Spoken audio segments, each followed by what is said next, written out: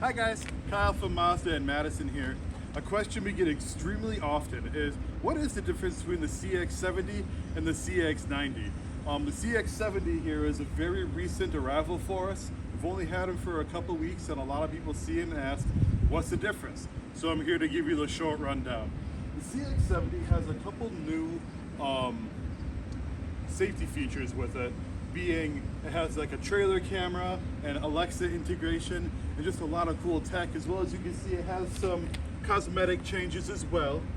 But overall, the CX-70 and the CX-90 are built on the same platform, so they both have a ton of space. But the main difference is back here at the back. We're going to see that the CX-70 actually only has 2 rows of seating as compared to its counterpart, the CX-90, that has 3 rows of seating. So the CX-70 actually just has a ton of cargo capacity, as well as some underfloor storage. Where you would normally have this 3rd row of seats in the 90, you actually just have extra underfloor storage capacity in the 70. Of course, you can fold these seats down in the 90, but if you're never going to use them, go with the 70 instead. I hope to see you in person to talk about the differences soon.